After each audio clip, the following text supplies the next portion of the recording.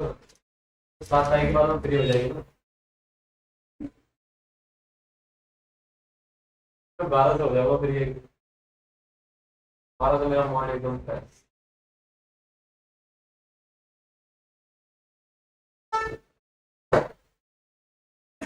देखो, monetary policy framework निपटा दिया था पूरा पिछली क्लास में। आज पढ़ना है, तीसरा स्टेप था operating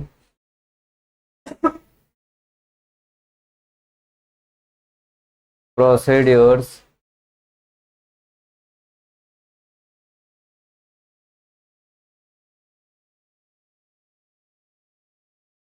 and instruments.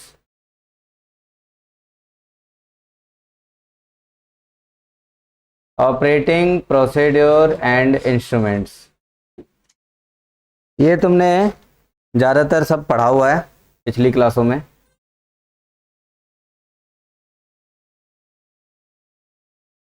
Money supply को अफेक्ट करने के लिए या यूं कह लो कंट्रोल करने के लिए कुछ और तरीके अपनाए जाते हैं। आरबीआई स्टेप्स लेता है। अब इन स्टेप्स में क्या क्या आ जाते हैं, दो तरह के टूल्स आते हैं। टूल्स आते हैं, इन टूल्स की बात करेंगे।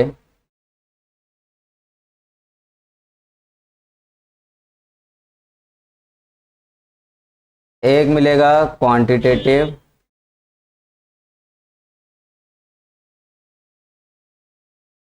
क्वांटिटेटिव टूल्स और एक मिलेगा qualitative tools.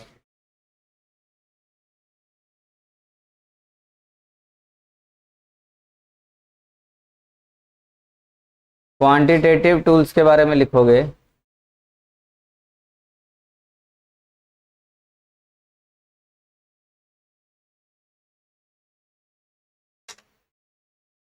Tools applied by the policy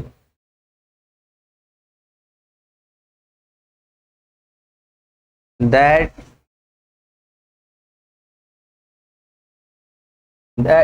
impact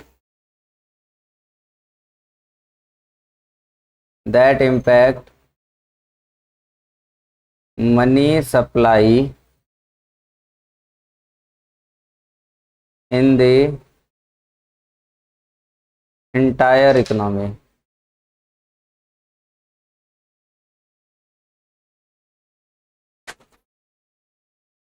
ये वो टूल्स हैं जो पूरी इकोनॉमी में मनी सप्लाई के इम्पैक्ट को अफेक्ट करता है।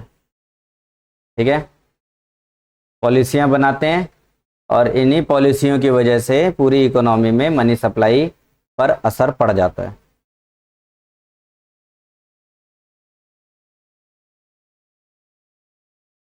क्वालिटेटिव टूल्स के बारे में देखें तो ये कुछ स्पेसिफिक टूल्स कहलाते हैं।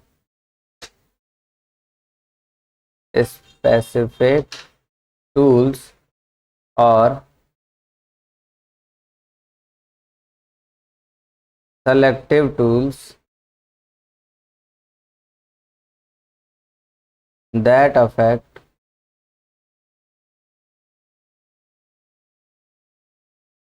that affect money supply in specific sector। ये वो टूल्स हैं जो मनी सप्लाई को अफेक्ट करते हैं या तो करते तो हैं लेकिन पूरी इकोनॉमी में असर नहीं पड़ता इनका, कुछ स्पेसिफिक सेक्टरों पर ही असर पड़ता है ना। तो क्वांटिटेटिव वो हुए जो पूरी इकोनॉमी पे असर डाल रहे हैं,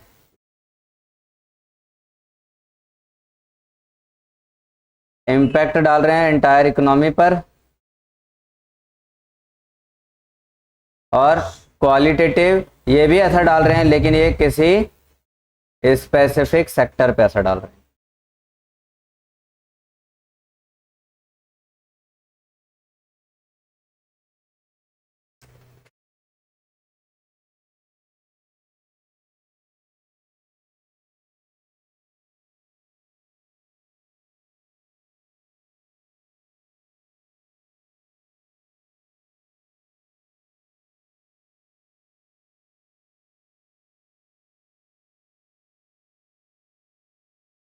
अब ये टूल्स के बारे में थोड़ा और डिटेल में देखें अगर,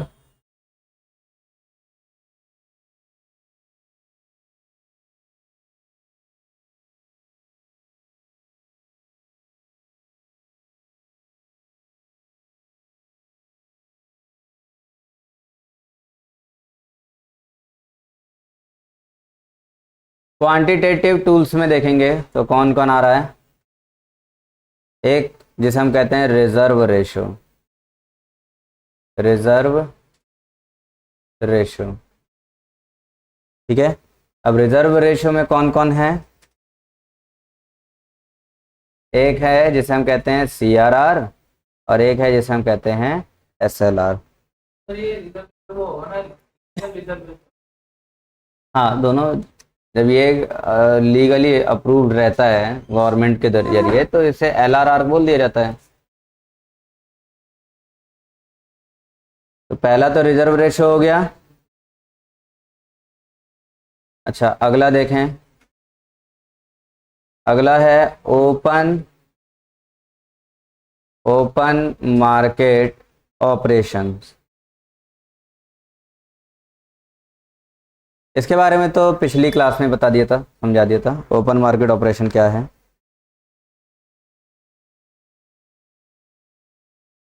ये हो गए क्वांटिटेटिव टूल्स। वहीं क्वालिटेटिव टूल्स के बारे में अगर देखेंगे,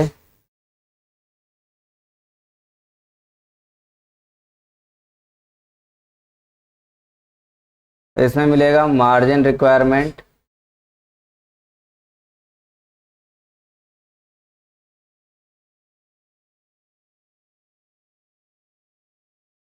और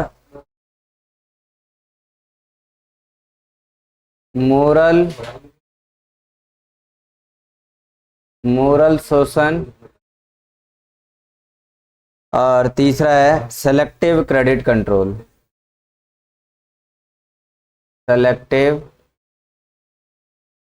credit control, selective credit control, ये इतना हो गया। जब इतना सब हो जाएगा तब कुछ और टूल्स हैं जो अब तक तुमने यानी कि 12th क्लास में उन टूल्स को क्वांटिटेटिव टूल्स के रूप में ही पढ़ा था, ठीक है। तो उसे क्वांटिटेटिव में ही लिखा जाए ज़्यादा सही रहता है, बट फिर भी समझने के लिए उसे अलग नाम दिया जाता है। क्वांटिटेटिव में ही मैं अलग से नाम लिख दे रहा हूँ इसमें।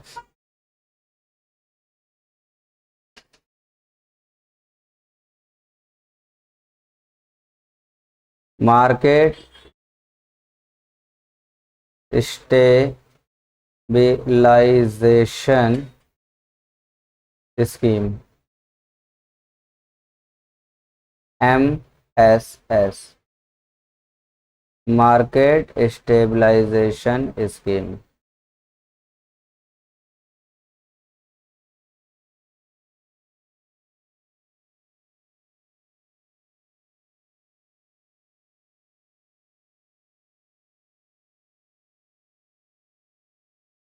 तो इस स्कीम में और टूल्स आ जाएंगे।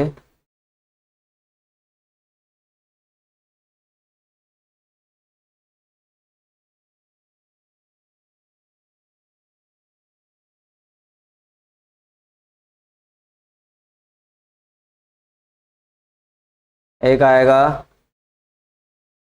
Policy rates,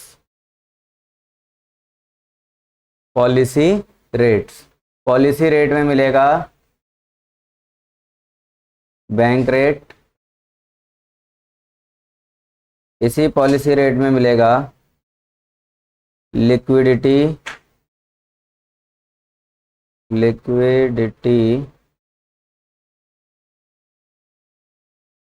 adjustment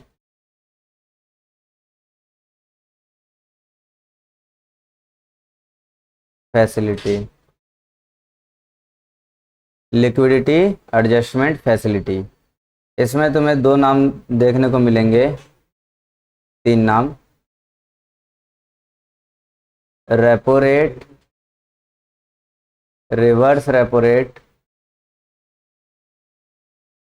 reverse repo rate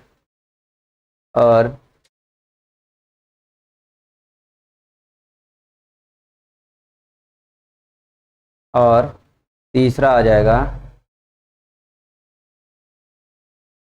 marginal standing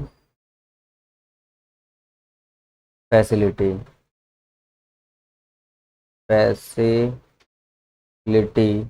rate,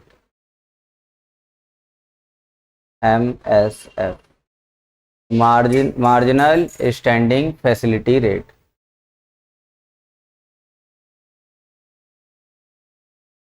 ठीक है, अब यहाँ से चीज़ों को कनेक्ट करना है।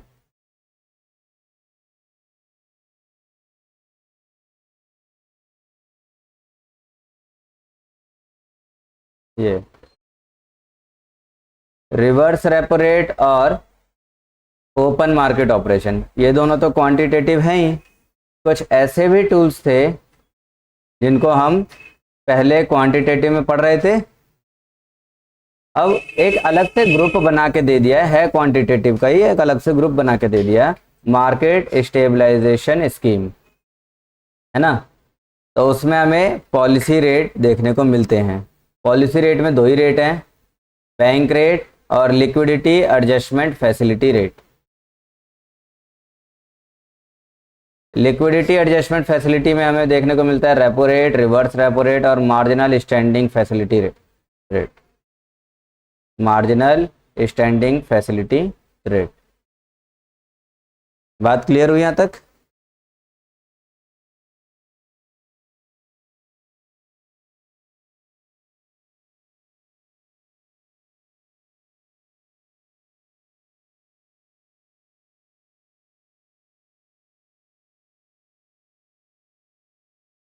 ये टूल्स मैंने यहाँ रख दिए, सब दिख रहे हैं अच्छे से?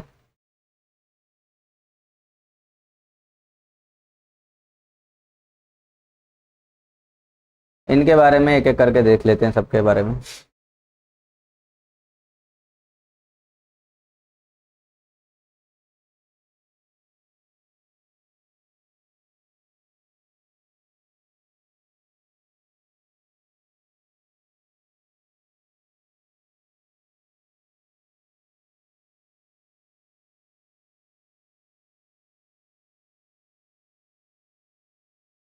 मैं यहीं लिख दे रहा हूँ या अगले पेज पे कर दूँ? वैसे कर तो लिया होगा तुमने कॉपी, तो अगले पेज पे थोड़ा सा साफ साफ लिखते हैं। टूल्स, टूल्स में पहला आ जाएगा रिजर्व रेशो।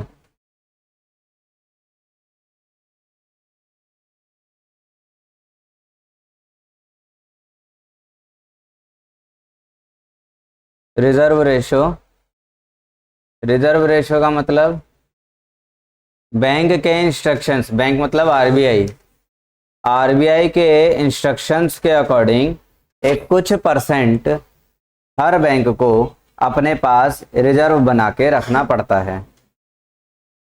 ठीक है। देखो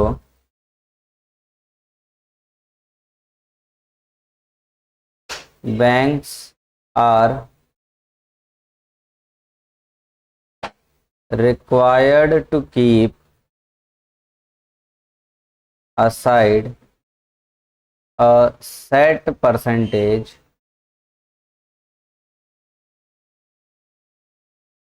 of cash रिजर्व्स और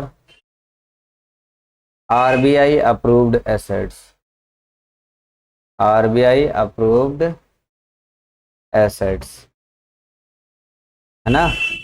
या तो कैश का रिजर्व रखो अपने पास, या फिर आरबीआई कुछ एसेट्स को अप्रूव करती है, उन एसेट्स को अपने पास बना के रखो। कोई दिक्कत तो नहीं? तो उन्हें हम रिजर्व रेशो कह देते हैं।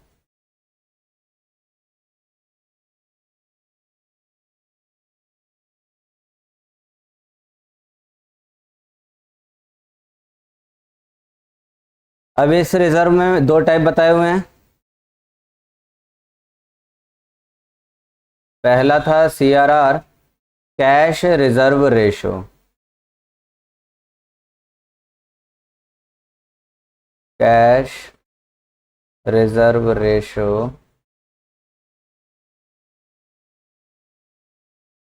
refers to the fraction of total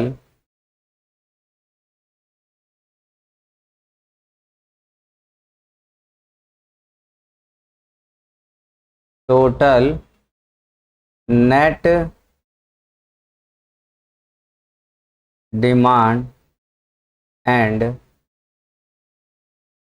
time liabilities।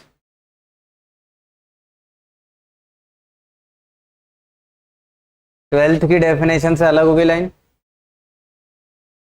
Total net demand and time liabilities, इसे दूसरी भाषा में NDTL कहा जाता है, नेट डिमांड टाइम लाइबिलिटीज।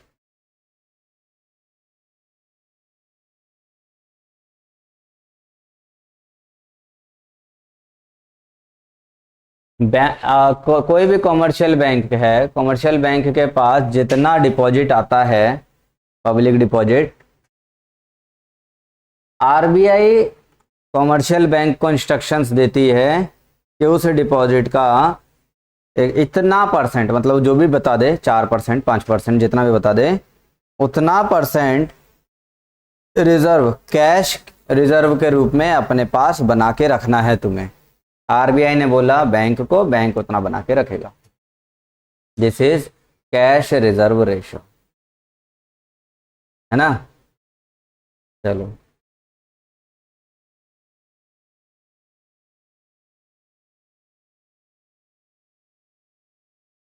तो refers to the fraction of total net demand and net and time liabilities, आगे लिखें,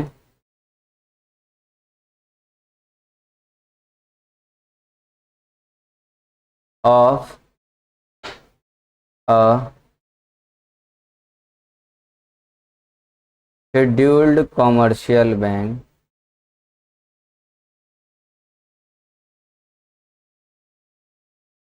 in India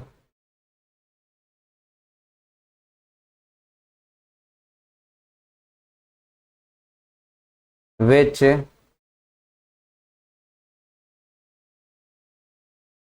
it should maintain as cash deposit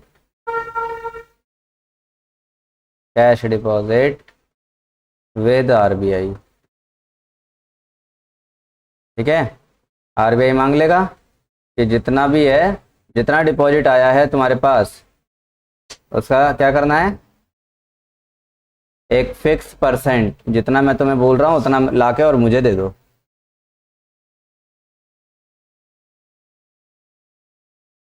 बढ़े आगे।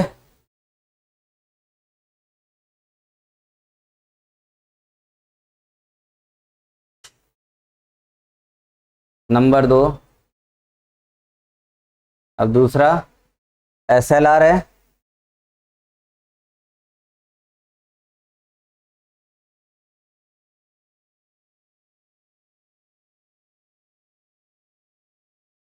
Statutory liquidity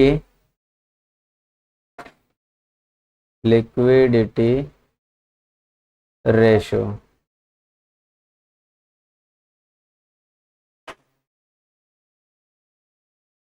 statutory liquidity ratio is what the scheduled commercial bank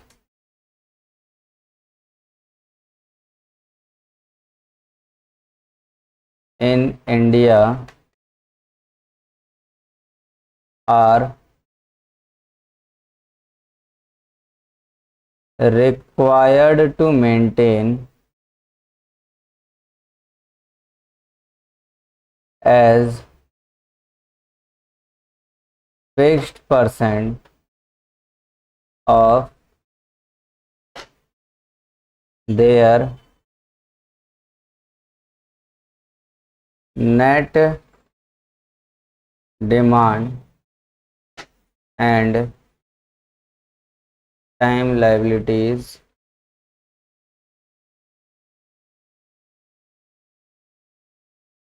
in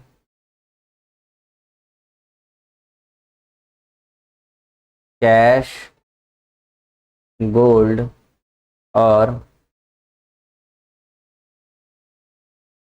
approved securities।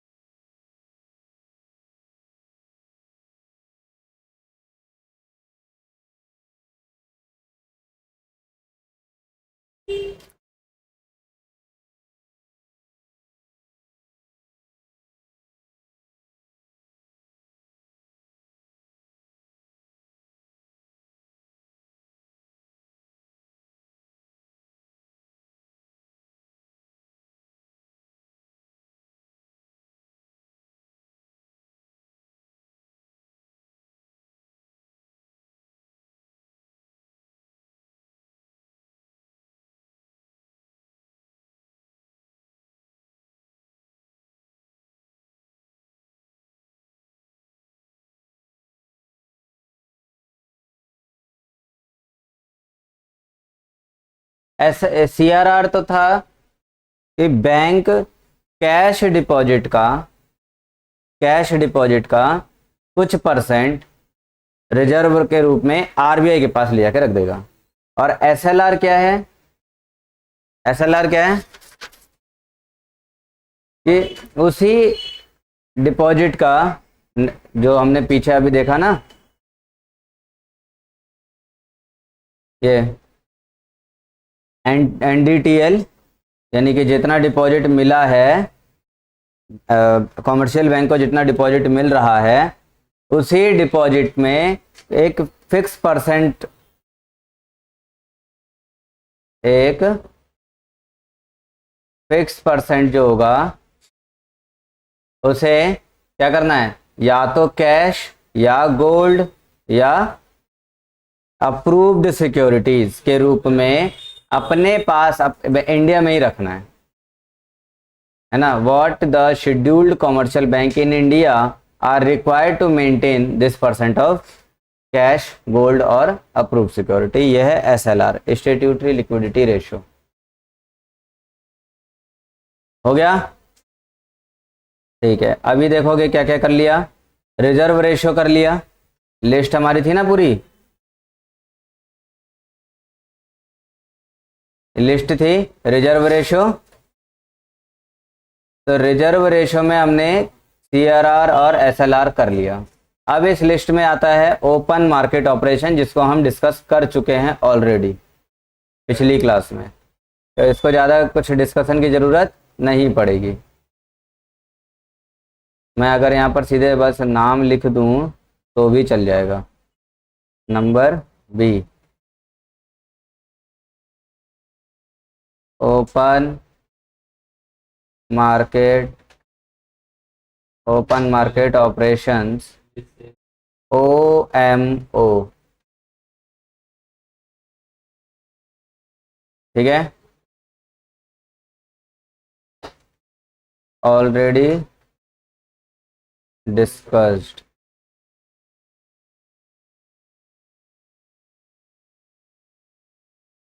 हो गई बात।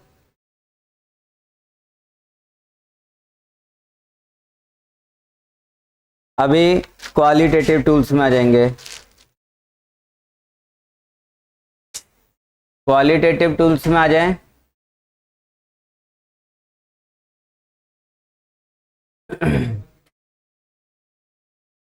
Qualitative tools में आएंगे तो उसमें हमें कौन मिल रहा है?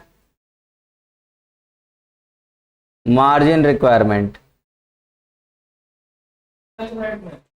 हाँ, तो अब वो उसको मैंने नंबर सी दे दिया ना।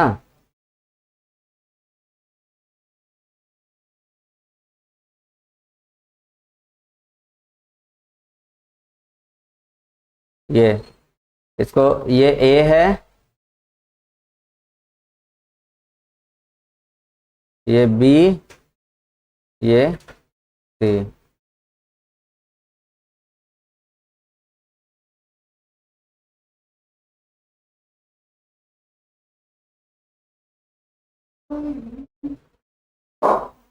मार्जिन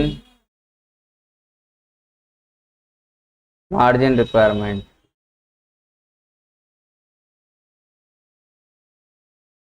मार्जिन रिक्वायरमेंट तो पता ही होगा, नहीं पता तो फिर देख लो। बैंक में जाओ पैसे लेने, उधार लेने, लोन लेने। बैंक कहता है गिरवी दो। हमने कहा ठीक है। पूछेगा कितने का लोन लेना है, हमने कहा 5 लाख का लोन लेना है। कहेगा 7 लाख की प्रॉपर्टी या कुछ भी गहने वहने जो भी है तुम्हारे पास, कम से कम 7 लाख का गिरवी रखो। तुम सोचोगे ठीक है रख देते हैं। तो 5 लाख का लोन लेने के लिए 7 लाख का अपना गिरवी रखा, तो 2 लाख का गैप आ गया ना। दैट 2 लाख का gap is called margin requirement. अब मनी सप्लाई कंट्रोल करने के लिए इस चीज पे भी ध्यान देना पड़ता है। सपोज करो अगर मार्केट में मनी सप्लाई कम करना है आरबीआई को, तो मार्जिन रिक्वायरमेंट बढ़ा देगा ना फिर। भाई बैंक तो लोन देने के लिए बैठा हुआ है, अब मार्जिन रिक्वायरमेंट बढ़ाएगा आरबीआई, कहेगा 5 लाख का लोन लेना है तो 7 लाख की गिरवी मत लो, 10 लाख की गिरवी लो। अब किसी के पास 10 लाख का कुछ है ही नहीं प्रॉपर्टी, वो 5 लाख का लोन लेने आया है, 7 लाख की प्रॉपर्टी है गिरवी रखने के लिए, तो उसे 5 लाख का लोन थोड़ी मिलेगा। अब उसे 3 लाख 3.5 लाख रुपए का मिल जाएगा। तो सप्लाई कम हो गई ना, हो गई सप्लाई कम, तो अपना जो है कंट्रोल कर लेगा आरबीआई। इस तरह से काफी चीजें कंट्रोल हो जाती हैं। लिखो, RBI prescribes certain margin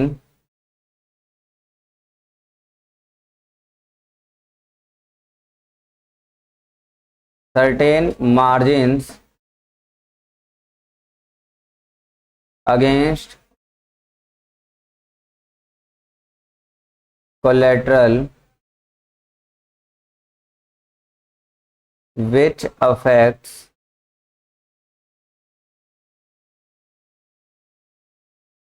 borrowing of the customer। ठीक है। सर जैसे बड़ी सप्लाई बढ़ा दी है तो हम क्या करेंगे इसमें? तो मार्जिन रिक्वायरमेंट बढ़ा देंगे। कम कर, मनी सप्लाई अगर बढ़ाना है तो मार्जिन रिक्वायरमेंट कम कर देंगे। सर ने पूछा था कि अगर मनी सप्लाई कम करना हो तो थोड़ा बढ़ाना ही पूछा।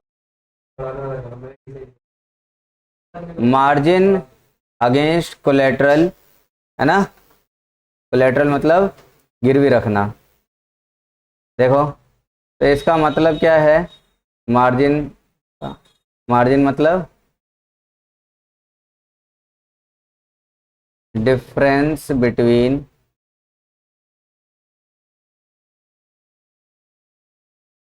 Security and loan amount.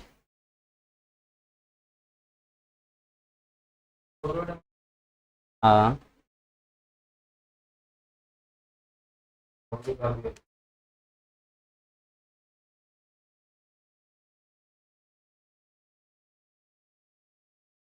तो इसमें दोनों ही बातें हैं, मनी सप्लाई बढ़ाना है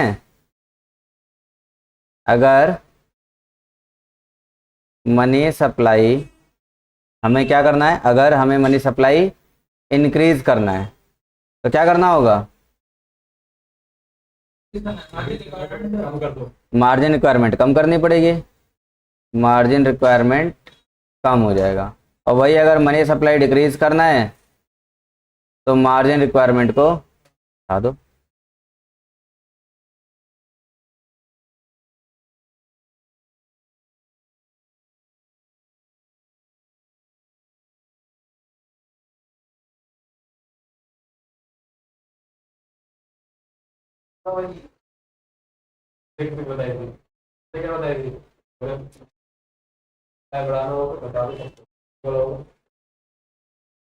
बढ़े आगे।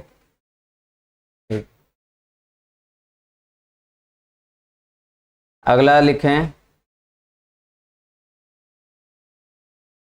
डी, मोरल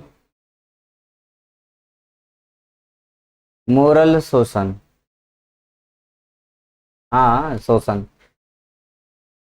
शोषण जैसा ही है ये एक तरह का।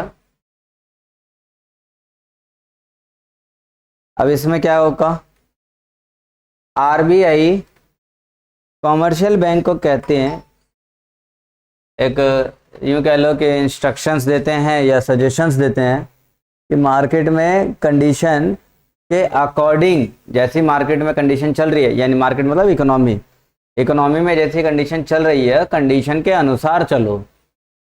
अगर इकोनॉमी में मनी सप्लाई ज़्यादा हुआ पड़ा है ऑलरेडी, इसका मतलब है कि इन्फ्लेशन ज़्यादा हुआ पड़ा है, तो ऐसे में सप्लाई कम कर लो, लोन देना कम करो, लोन देना कम करोगे सप्लाई कम हो जाएगी, सप्लाई कम होगा लोगों की परचेजिंग पावर कम हो जाएगी, परचेजिंग पावर कम होने का नतीजा है कि इन्फ्लेशन डाउन हो जाएगा।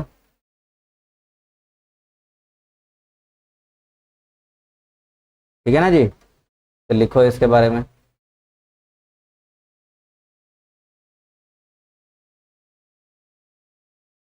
By way of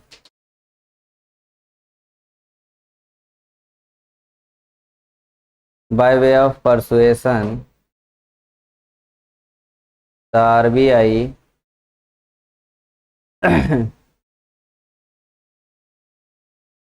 convinces banks to keep money in, अब यहाँ थोड़ा टेक्निकल आ जाएगा, government securities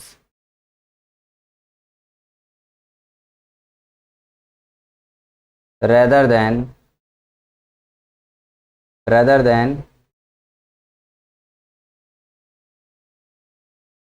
in certain sectors।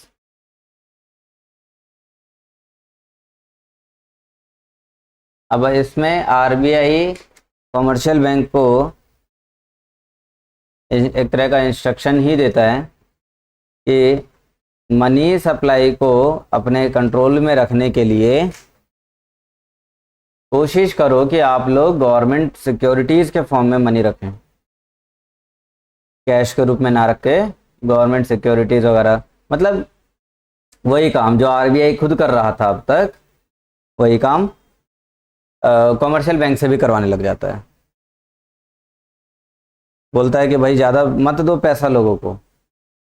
अब कॉमर्शियल बैंक तो ऐसा है कि भाई उसकी तो कमाई ही तब है जब वो लोन देगा, है ना, तो कॉमर्शियल बैंक जल्दी मानेगा थोड़ी, वो तो कहेगा ना कि अगर मैं लोन कम दूंगा तो मैं कमाऊंगा क्या। तो आरबीआई कहता है कि देखो ऐसी बात है, अभी बात मान लो ताकि इकोनॉमी स्टेबल हो जाए, इकोनॉमी स्टेबल हो गई उसके बाद फिर से लोन देना शुरू कर देना है, सप्लाई बढ़ा लेना, फिर कमा लेना जितना कमाना है। अभी तो रुक जाओ कम से कम। ठीक।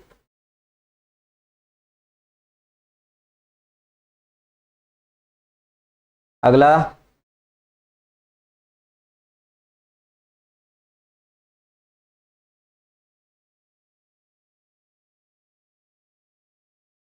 Selective credit control. Selective credit control.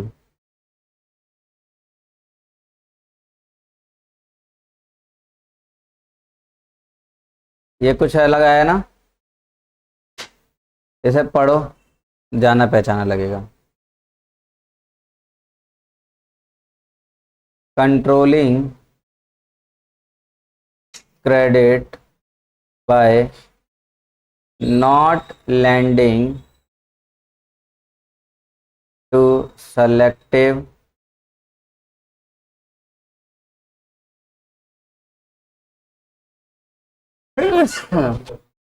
industries or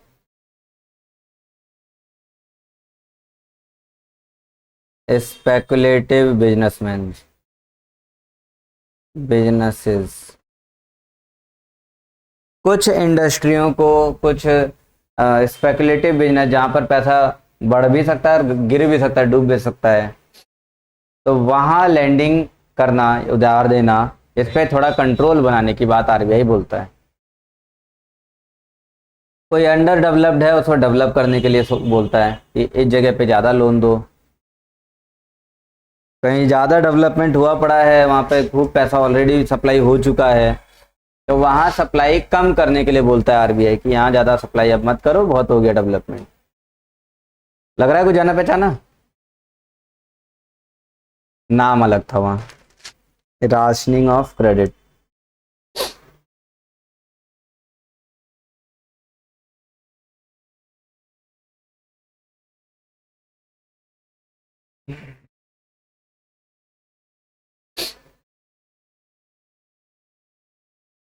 अच्छा, अभी तक क्वांटिटेटिव और क्वालिटेटिव दोनों के बारे में हो गया। अब जो तीसरा था एमएसएस, मार्केट स्टेबलाइजेशन स्कीम, उसके बारे में थोड़ा और देख लेते हैं।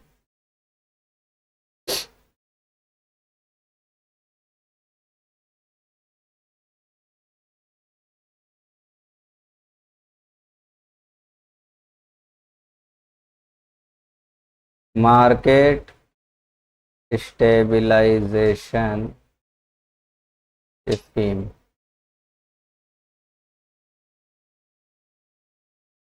एमएसएस, इसमें भी कुछ चीज़ें तो पढ़ाई हैं already.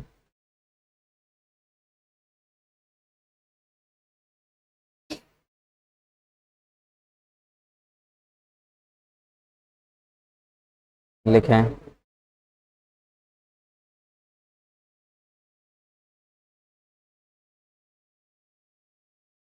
It includes policy rates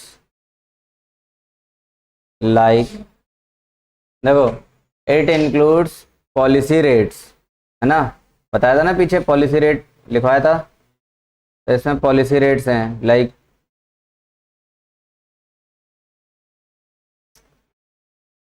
bank rate,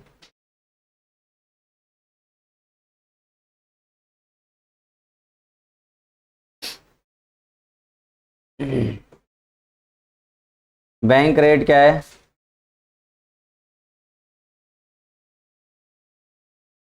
तो बैंक रेट के बारे में लिखेंगे,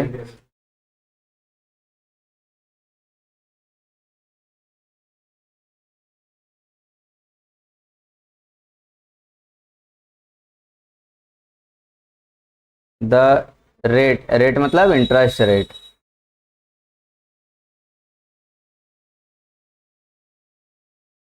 the interest rate at which RBI lend long term funds to commercial banks. Bank rate वो रेट है जिस रेट पर जो आरबीआई है वो कॉमर्शियल बैंकों को लोन देता है।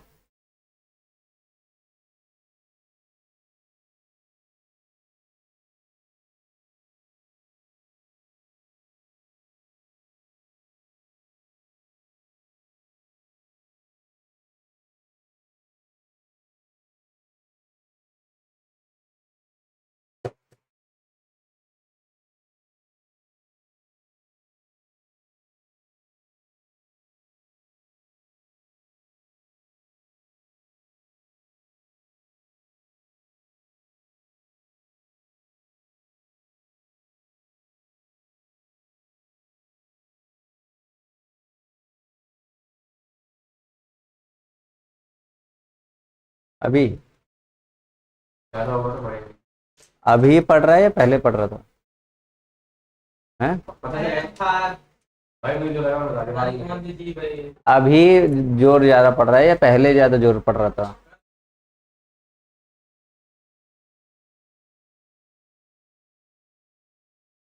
हंड्रेड अब कितना पड़ेगा बता देंगे। मोटे मोटे रहेगा तो दिखाई नहीं था, हंड्रेड है तो आपने नहीं होती। हाँ भाई, क्या मुझसे बोल रहे हैं ना, हाँ भाई पढ़ने तो अगले पढ़े आपने पढ़ा दो क्या होता है आप।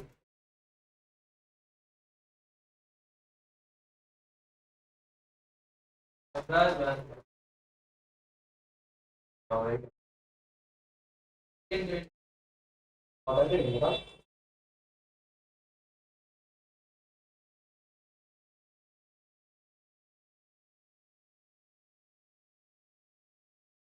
ऐसे लग रहा है।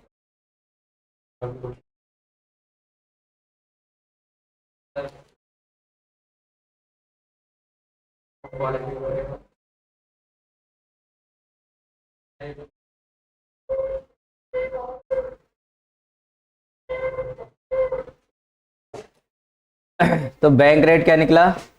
वो रेट जिस रेट पर आरबीआई कॉमर्शियल बैंक को उधार देता है। भाई कॉमर्शियल बैंक के पास कभी पैसे ना हो तो आरबीआई के पास जाएगा, तो आरबीआई फ्री में देता नहीं है, वो ब्याज मांगेगा ही मांगेगा, तो उस रेट को बैंक रेट कहते हैं। और जो मुद्दे की बात है वो ये है कि जो उधार होगा, ये क्या हो गया?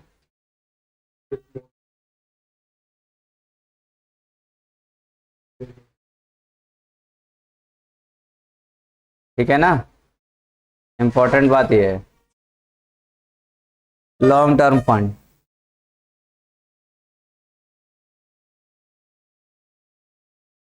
बढ़े आगे।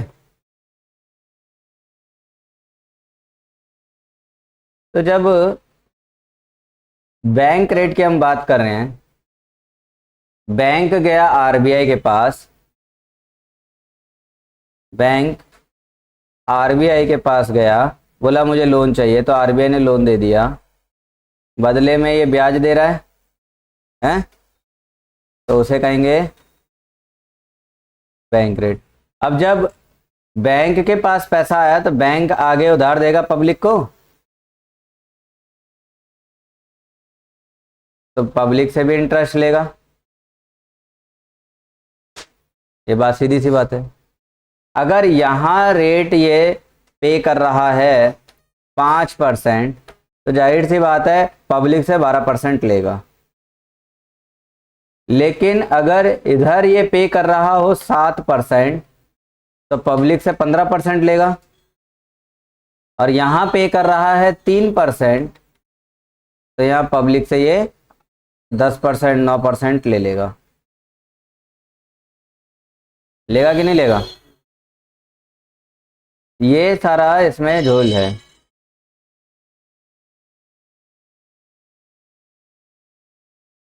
ये सारा इसमें झोल है।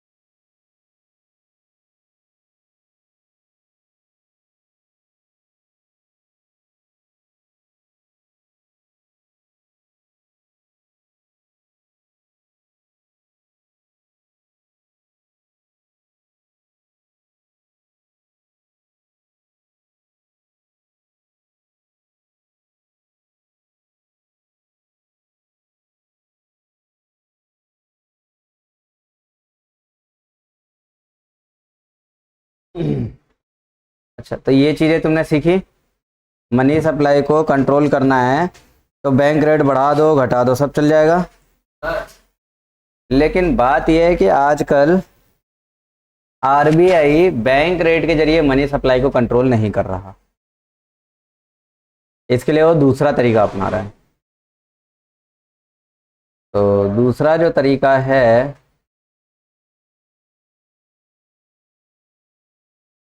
दूसरा तरीका शांत, यहीं लिख दे रहा हूं, फिर इसके बारे में एक्सप्लेनेशन अगले पेज पे लिखूंगा।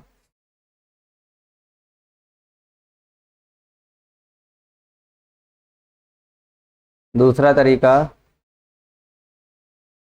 Liquidity adjustment facility. Liquidity adjustment facility, LAF। तो अब आरबीआई ये तरीका अपना रही है, मतलब डायरेक्ट बैंक रेट को फ्लक्चुएट नहीं कर रही, LAF वाला तरीका अपना रही है। अब LAF क्या है उसको डिटेल में समझते हैं।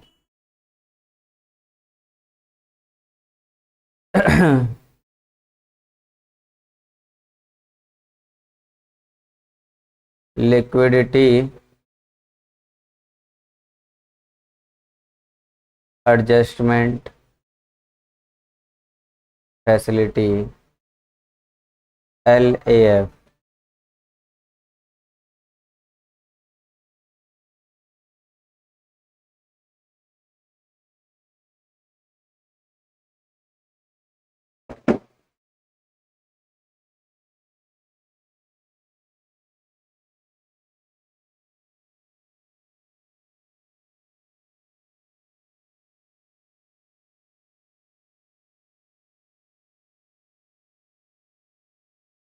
लिखो,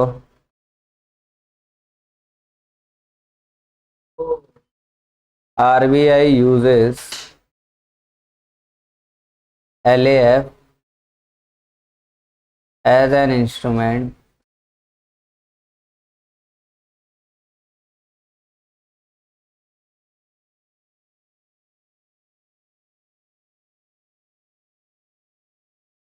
to adjust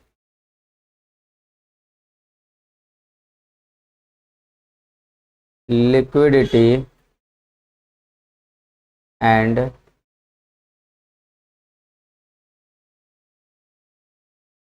money supply. Liquidity को, मनी सप्लाई को एडजस्ट करने के लिए आरबीआई अब LAF का रास्ता अपनाने लगी है।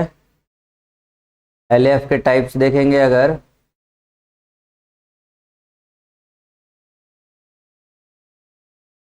तो लिखवा ही चुका हूँ LAF के टाइप्स में।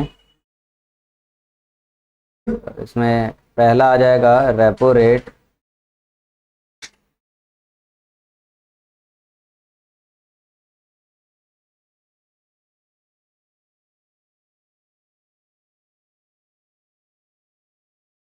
Repo rate. रेपो रेट क्या है? ये भी आरबीआई से लिया हुआ लोन है जो कमर्शियल बैंक लेता है, बस फर्क इतना है कि ये शॉर्ट टर्म के लिए लेता है।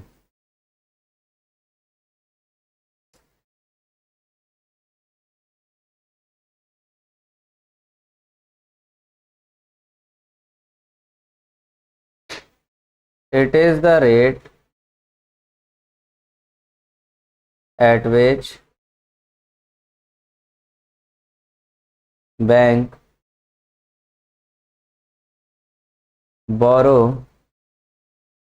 from RBI on a short term basis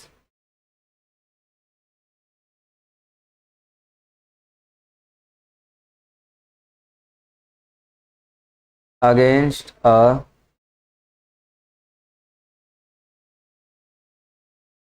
repurchase agreement।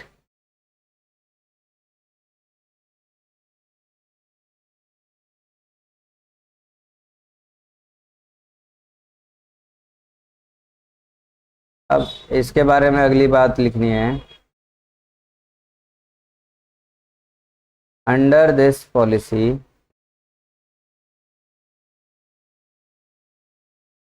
banks are required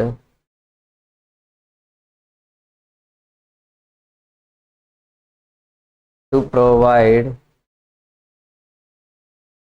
government securities as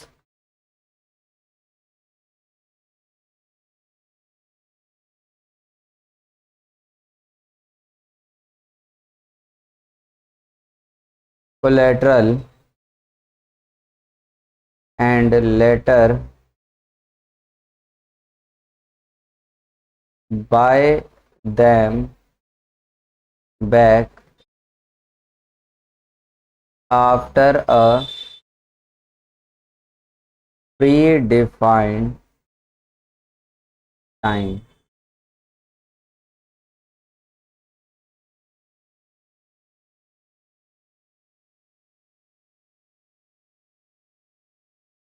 तो इसमें हाईलाइट क्या करना है, तो इसमें शॉर्ट टर्म बेसिस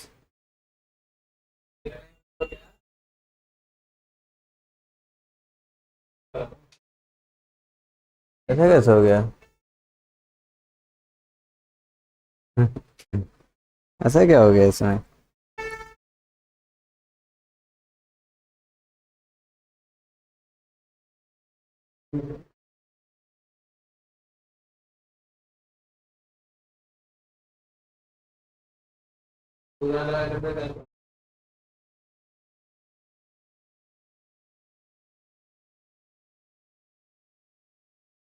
हम्म।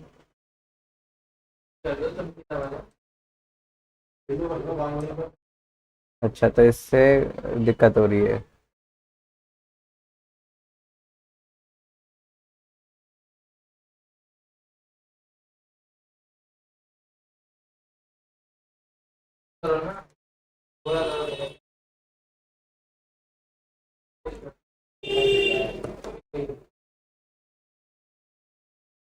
तो आरबीआई शॉर्ट टर्म बेसिस के लिए क्या कर रहा है, लोन दे देता है, और एक एग्रीमेंट होता है against a repurchase agreement. Repurchase agreement के बेसिस पर मिलता है। रीपरचेज का मतलब होता है, आरबीआई कहता है कि भाई अभी तो तुम ले लो, लेकिन बाद में मैं इसे फिर से वापस लूंगा जरूर। कमर्शियल बैंक क्या लोन ले रहा है तो चुकाएगा ना। है? सिक्योरिटीज गिरवी रख रही है, वो अगली लाइन में है, सिक्योरिटीज गिरवी रख रही है, और इसी का एग्रीमेंट बनता है कि तुम मुझसे सिक्योरिटीज ले लो, मुझे लोन दे दो, मैं बाद में तुम्हें ये चुका के और अपनी सिक्योरिटीज वापस ले लूंगा। Under this policy banks are required to provide government securities as collateral. Government की सिक्योरिटीज गिरवी रखनी पड़ेंगी बैंकों को, and later buy them back, और बाद में उसे वापस खरीदना पड़ेगा after a predefined time. जितने समय के लिए वो लोन लिया है उतने समय के बाद बैंकों को दोबारा से उन सिक्योरिटीज को बाय बैक करना पड़ेगा।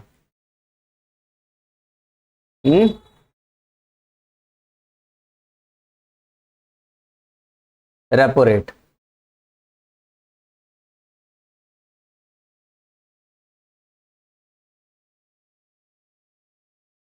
दूसरा reverse repo rate.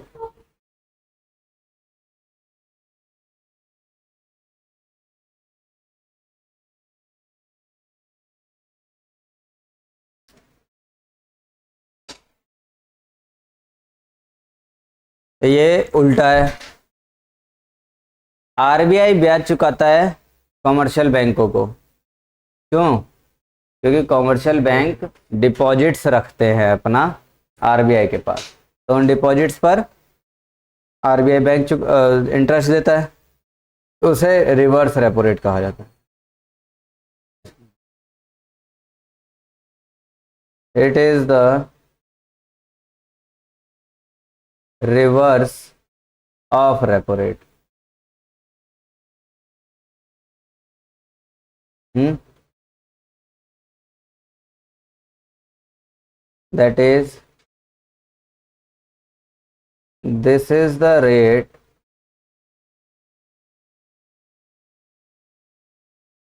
RBI pays to banks in order to keep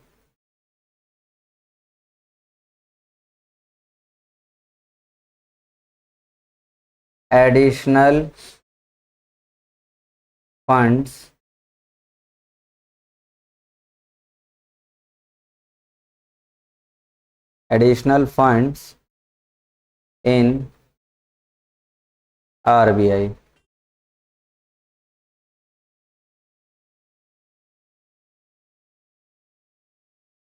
It is linked to repo rate in the following way. Repo rate से किस तरह से इसे कनेक्ट किया जाता है, तो ये देखना है। ये क्या हो गया, क्या हो गया,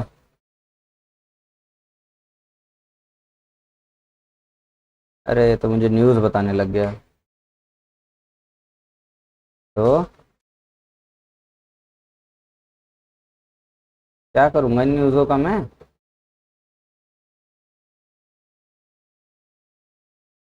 देखो reverse repo rate is equal to repo rate -1। ये इन दोनों के बीच में आए एक तरह का कनेक्शन हो गया।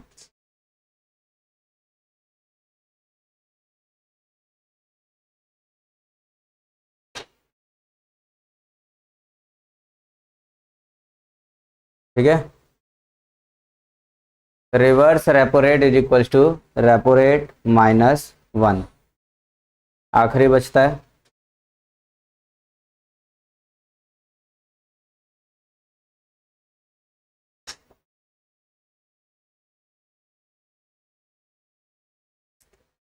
Number 3,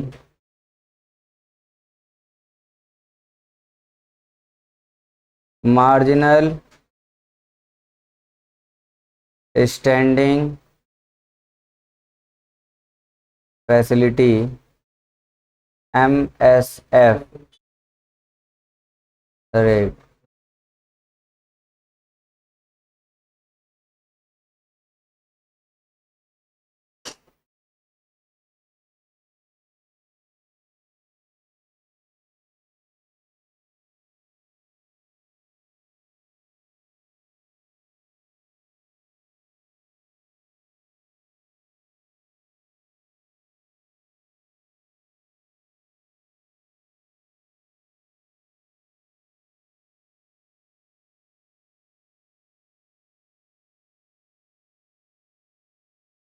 marginal standing facility rates, ठीक है, ठीक है। तो रेपो रेट के अलावा आरबीआई कॉमर्शियल बैंक से एक और रेट ऑफ इंटरेस्ट लेती है एज पेनल्टी, ठीक है ना। तो वो जो पेनल्टी का रेट है उसे हम मार्जिनल स्टैंडिंग फैसिलिटी रेट कहते हैं।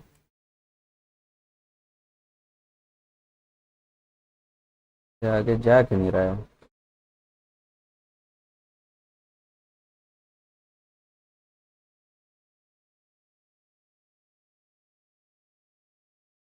लिखे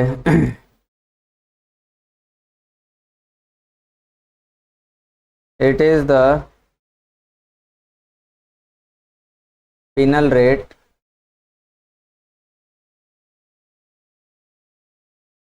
at which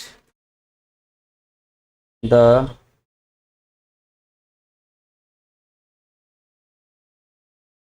central bank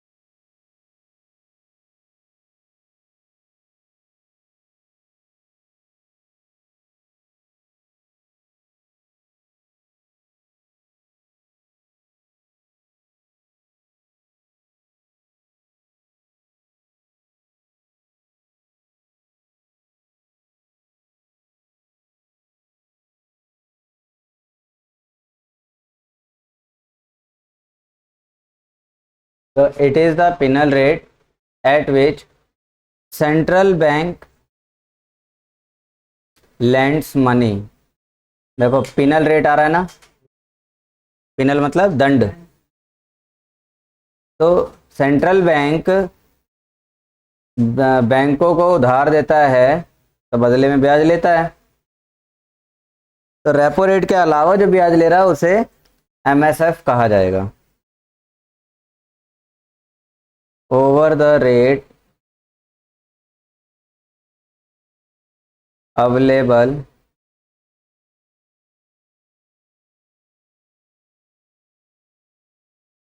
under the rape policy. Rape policy मतलब रेपो रेट की policy.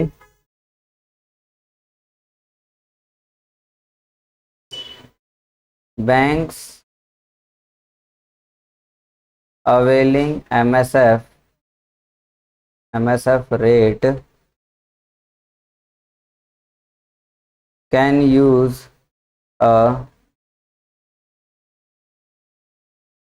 maximum of 1% of SLR securities।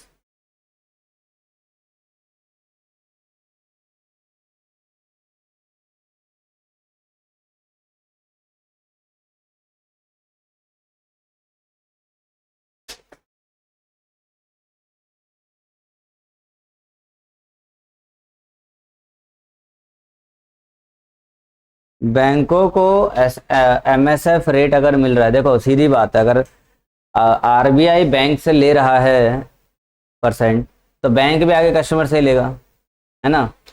तो bank avail bank availing MSF rate, वो बैंक जो जिन पर एमएसएफ लग रहा है, जो इस रेट को ले रहे हैं। ओहो भूल गया था, आदत पड़ गई ना उसकी।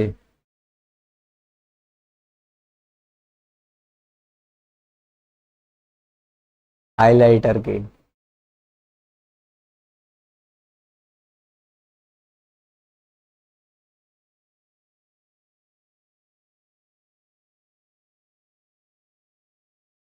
Banks availing MSF rate can use a maximum of 1% of SLR securities. SLR securities जो बैंक अपने पास रख रहा था उसका 1% ही MSF रेट अवेल कर सकता है बैंक। यानी अगर आरबीआई जो MSF रेट लगा रहा है वो 1% से ज़्यादा नहीं होगा। और किसका 1%? वो SLR जितना रखा हुआ है उसका 1%।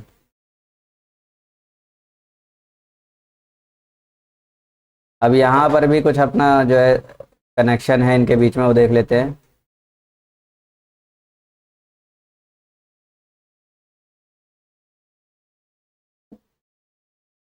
MSF rate equal to repo rate plus 1 MSF rate.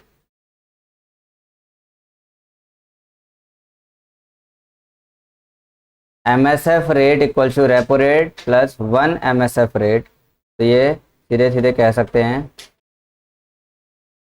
Repo rate plus 1।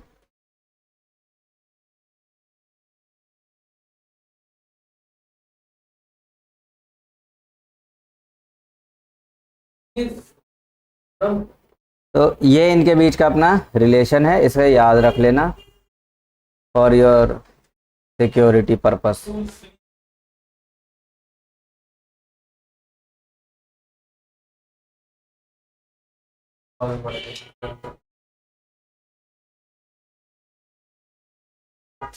अब एक टॉपिक बस और रहता है, उसके बाद ये चैप्टर खत्म।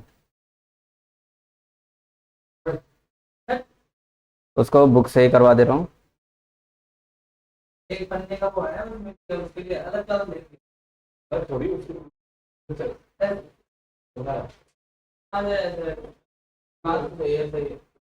बोलता हूँ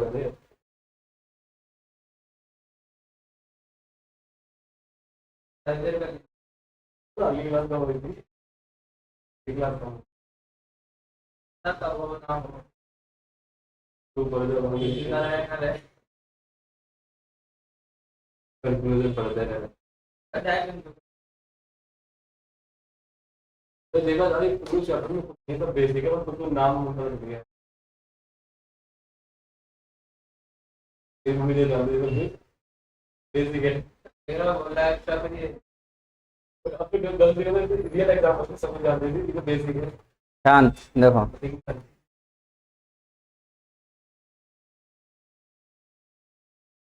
ये सब क्या है?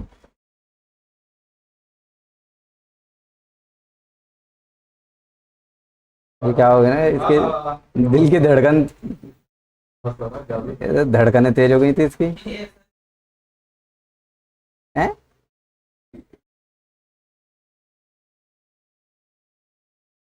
ये सब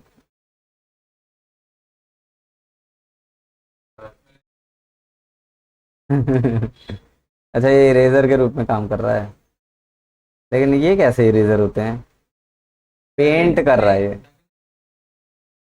पेंट कर रहा है ये। तो इम्पोर्टेंट टॉपिक को छुपा देंगे। अच्छा, ये कुछ नहीं है। ये पेंट है दिवाली के टाइम पे करते हैं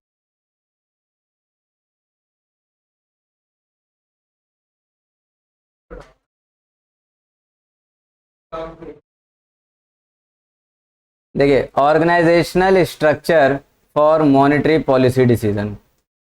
अब मॉनेटरी पॉलिसी डिसीजन के लिए ऑर्गेनाइजेशन का स्ट्रक्चर कैसा होना चाहिए, कैसा रहे तो इकोनॉमी अच्छी चले, बिजनेस अच्छे चले, है ना। देखो, we have discussed above the instruments of monetary policy, पढ़ लिया तुमने इसके बारे में।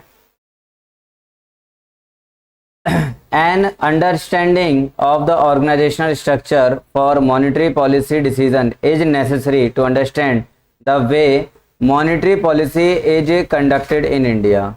मॉनेटरी पॉलिसी भारत में किस तरीके से चल रही है, इसके लिए जरूरी था मॉनेटरी पॉलिसी डिसीजन को अच्छे से समझना।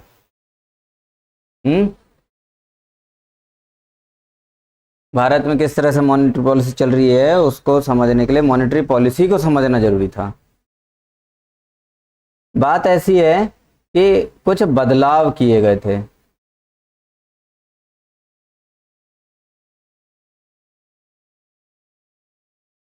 तो reserve bank of India act 1934 was amended. RBI act 1934 बना था ना, उसे अमेंड किया गया है। अमेंड का मतलब उसके अंदर उस एक्ट में चेंजेस किए गए हैं 27 जून 2016 को, for giving a statutory backing to the monetary policy framework agreement.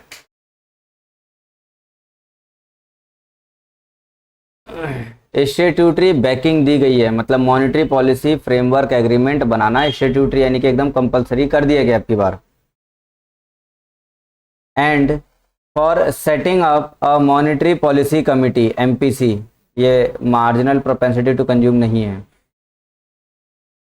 Monetary policy committee को अब बनाया गया। तो पहली बात, आरबीआई एक्ट 1934 को चेंज किया गया, चेंज हुआ 27 जून 2016 को। दूसरी बात, इसमें क्या चेंजेस क्या करे गए, मॉनेटरी पॉलिसी फ्रेमवर्क एग्रीमेंट को कंपलसरी करा गया, स्टैट्यूटरी किया गया, और setting up of marginal monetary policy committee, monetary policy committee को बनाया गया। Monetary policy framework agreement is an agreement reached between the government of India and Reserve Bank of India on the maximum tolerable inflation rate that the RBI should target to achieve price stability. Government और RBI के बीच में एक agreement बनेगा है, ये क्या है, ये एक एग्रीमेंट है दोनों के बीच।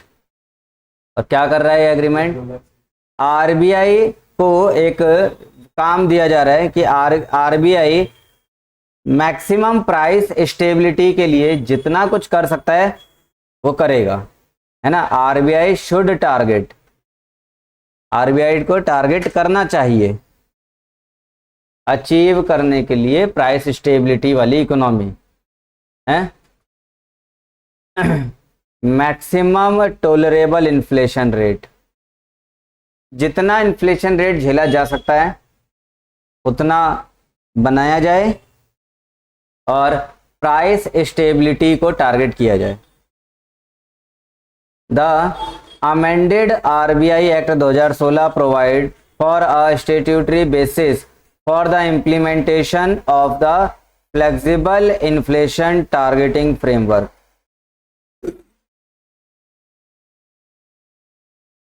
जो नया वाला एक्ट है 2016 का, इसमें फ्लेक्सिबल इन्फ्लेशन टारगेटिंग फ्रेमवर्क को इम्प्लीमेंट किया गया है। फ्लेक्सिबल इन्फ्लेशन टारगेटिंग फ्रेमवर्क है। अब ये कुछ ऐसी ऐसी बातें आ रही हैं जिनको तुम्हें ध्यान रखना है।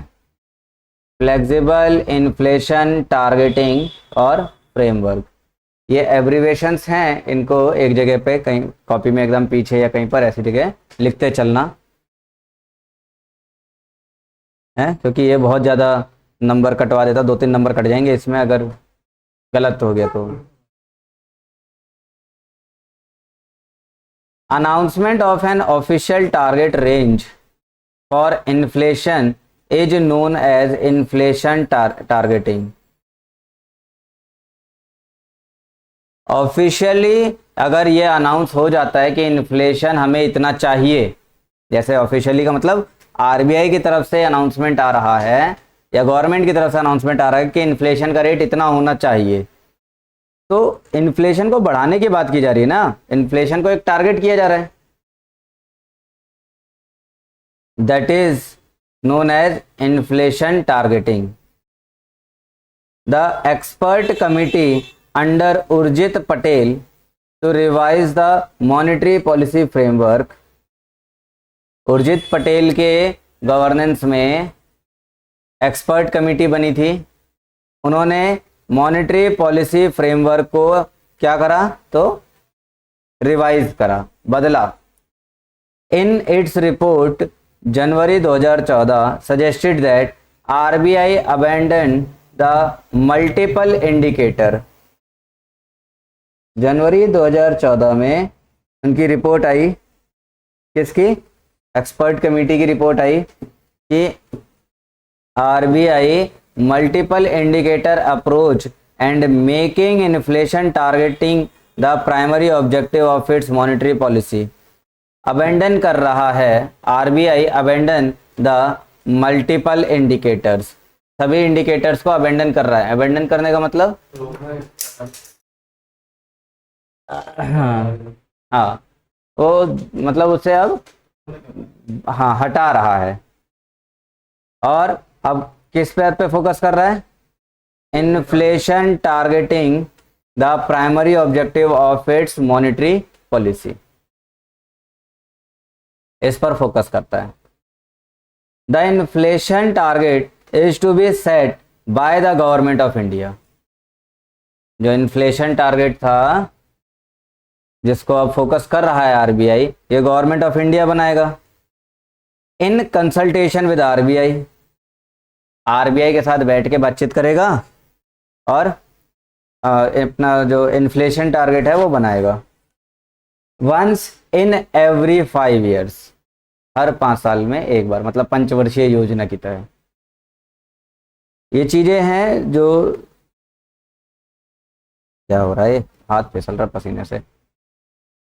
ये चीज़ें जो कि तुम्हें मेमोराइज रखनी है, छोटे छोटे पॉइंट्स हैं ये, बहुत सारे, बड़ा कॉन्सेप्ट तो नहीं है ये, छोटी छोटी चीज़ें हैं जिन्हें तुम्हें याद रखनी है। यहाँ आगे बढ़ेंगे।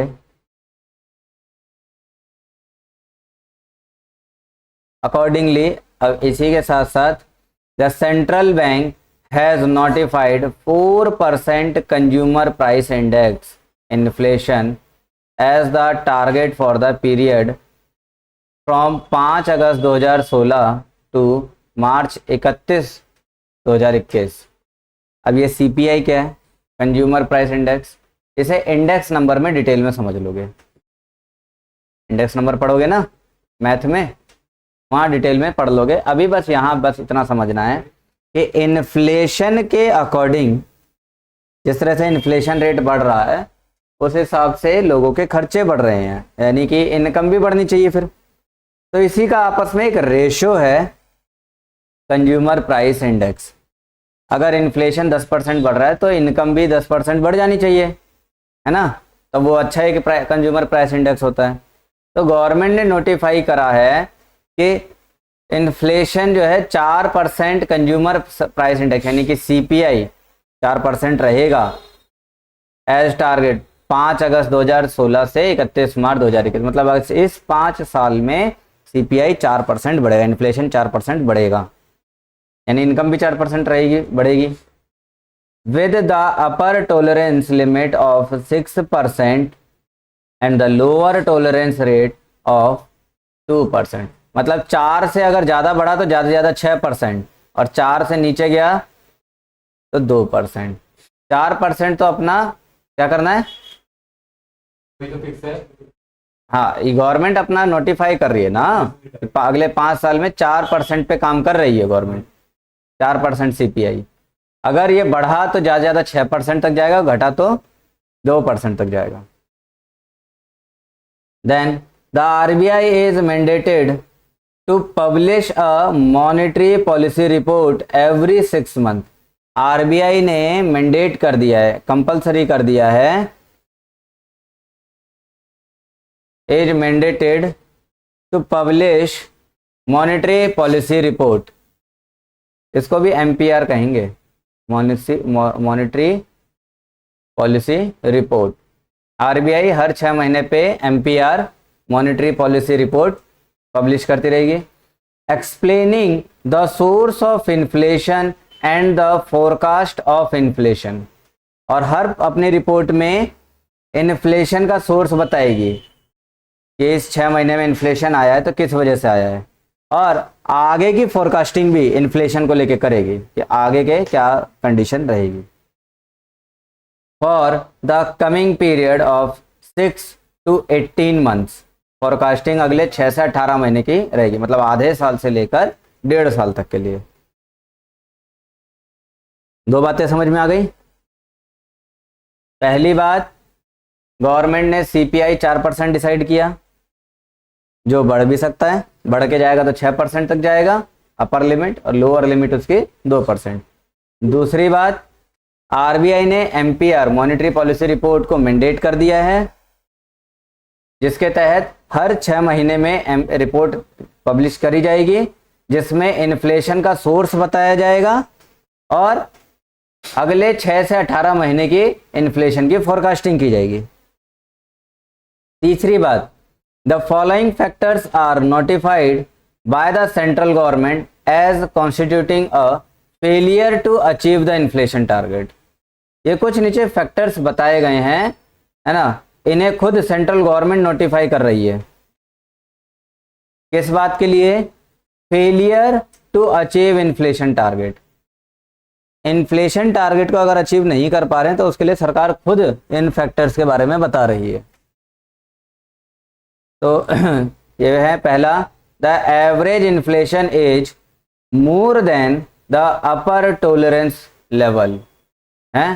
एवरेज इन्फ्लेशन अपर टॉलरेंस लेवल को भी क्रॉस कर जा रहा है, 6 से ज़्यादा of the inflation target for any 3 consecutive quarter. हर मतलब कोई भी 3 क्वार्टर ले लो 9 महीने, तो वहाँ पर क्या देखने को मिल रहा है? Average inflation rate tolerance rate से भी ज़्यादा, 6% टॉलरेंस है, 6% झेल सकते हैं मैक्सिमम, इन्फ्लेशन उसको भी क्रॉस करके जा रहा है। दूसरा, the average inflation is less than the lower tolerance level for any 3 consecutive quarters. कभी तो बहुत ज़्यादा भग जा रहा है, लिमिट को क्रॉस करके 6 से आगे चला जा रहा है, और कभी जो है 2 से नीचे भी पहुंच जा रहा है, 2% से नीचे। तो ये दोनों फेलियर हैं इन्फ्लेशन टारगेट को अचीव करने के लिए। इन्फ्लेशन वैसे भी देखा जाए तो 5% इन्फ्लेशन एवरेज के रूप में, 4% 5% तो वैलिड है, माना जाता है कि इतना तो होना ही चाहिए। लेकिन कभी तो बहुत ज़्यादा भग जा रहा है आगे, और कभी काफ़ी ज़्यादा डाउन हो जा रहा है। ये तीसरा पॉइंट हो गया। हाँ, the choice of CPI, CPI मतलब consumer price index, the choice of CPI was made because it closely reflect cost of living। देखो सीपीआई को ही क्यों लिया गया है, क्योंकि ये कॉस्ट ऑफ लिविंग को बहुत ज़्यादा रिफ्लेक्ट कर रहा है। कॉस्ट ऑफ लिविंग इंडेक्स, ये कॉस्ट ऑफ लिविंग इंडेक्स के रूप में पढ़ोगे ऐसे इंडेक्स नंबर में, उसे बहुत ज़्यादा इफेक्ट कर रहा है। क्योंकि कॉस्ट ऑफ लिविंग से समझ में आ रहा होगा कि इन्फ्लेशन बढ़ रहा है तो अपनी इनकम बढ़ रही है। अगर इनकम भी बढ़ रही है लेकिन इन्फ्लेशन उससे कहीं ज़्यादा बढ़ गया तो कॉस्ट ऑफ लिविंग अफेक्ट होगी कि नहीं। And has larger influence on inflation expectations compare to other anchors, है ना। मतलब जो हैज़ लार्जर इन्फ्लुएंस, बहुत ज़्यादा इन्फ्लुएंस देखने को मिलेगा इन्फ्लेशन का, इन्फ्लेशन पर, inflation expectations compare to other anchors. हम जैसा सोच के बैठे हैं उसके विपरीत काफ़ी बड़ा असर देखने को मिल जाता है कई बार। सीपीआई जो है वो हमारे कॉस्ट ऑफ लिविंग को अफेक्ट करता है। इसी की वजह से इन्फ्लेशन की एक अपनी जो एक्सपेक्टेशंस होती हैं वो चलती हैं। हम भी आज मान लो तुम पढ़ रहे हो, तुम अपने बच्चों को जब पढ़वाने के लिए सोचोगे तो क्या सोचोगे, यही 20-22 हज़ार 25 हज़ार रुपये की फीस में पढ़वा देंगे। एक अंदाज़ा लगा के चलोगे ना कि तब फीस ये 50 हज़ार हो जाएगी, ऐसा सोच के चलोगे। यह है कॉस्ट ऑफ लिविंग इंडेक्स। अब अगर ये बिगड़ गया तो तुमने आज जो सोचा उसकी वजह से आगे चल के काफ़ी दिक्कतें होंगी। लोग कहते हैं ना बजट बिगड़ गया है, जैसा सोचा वैसा नहीं हुआ। क्यों नहीं हुआ, कई कंडीशंस तो यही होती हैं, इन्फ्लेशन ही मार दे देती है। समझ में आ गया। With this step, India is following countries as the New Zealand, such as the New Zealand, the USA, the UK, European Union, and Brazil. In recent times, many countries are moving away from this approach and are targeting nominal GDP growth. आज की तारीख में बहुत सारे कंट्रियां अब ये inflation targeting वाला system जो है इसे हटा के नॉमिनल जीडीपी ग्रोथ वाले तरीके से चलना चाह रहे हैं, क्योंकि ये बहुत ज़्यादा फ्लक्चुएट हो जाता है।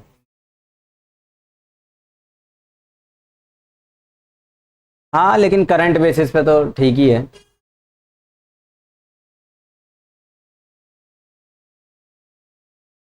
कंक्लूजन,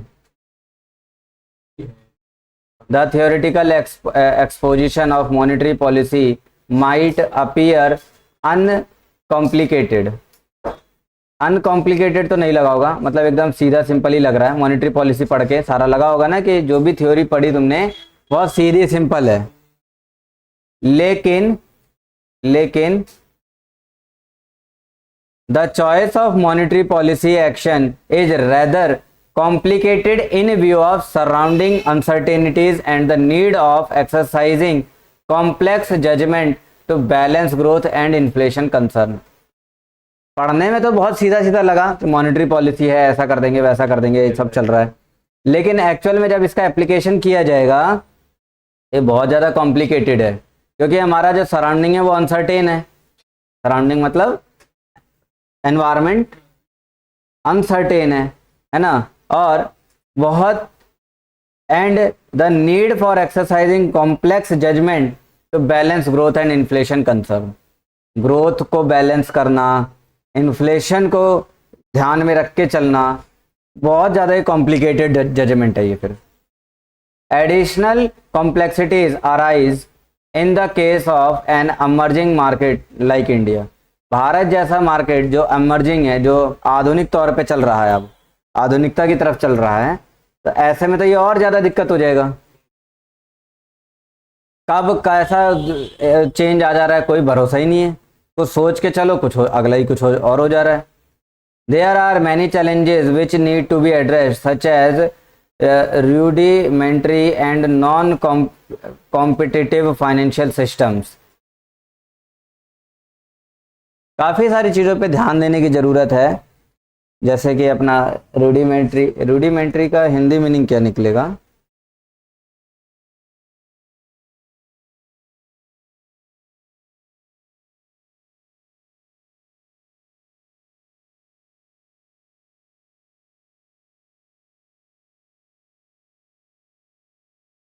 मौलिक, रूडिमेंट्री, मौलिक and non competitive financial system. Financial system non competitive हो, कंपटीशन ना हो, एक ऐसा हो कि प्रोवाइड कर रहे हैं लेकिन कंपटीशन ना हो, ऐसा कुछ चलना चाहिए। Lack of integrated money and interbank market, external uncertainties and issues related to operational. ये यहाँ पर सारे बताएं कि आज भी जो हमारे इकोनॉमिक्स में और बैंकिंग सिस्टम में जो अभी प्रॉब्लम्स चल रही हैं, उन प्रॉब्लम्स को एड्रेस करना जरूरी है, जानना जरूरी है। जानने के बाद उन्हें शॉर्ट आउट करना जरूरी है, तब जाकर हम मॉनेटरी पॉलिसी को एकदम सिंपल बना पाएंगे, वैसा बना पाएंगे जैसा हमने अभी थ्योरी में पढ़ा है। Explicit inflation targeting requires a good degree of operational autonomy for the central bank and a system in which there is a good coordination between fiscal and monetary authorities। ये ध्यान रख लेना, ये से हाईलाइट कर लेना कॉपी में। explicit inflation targeting,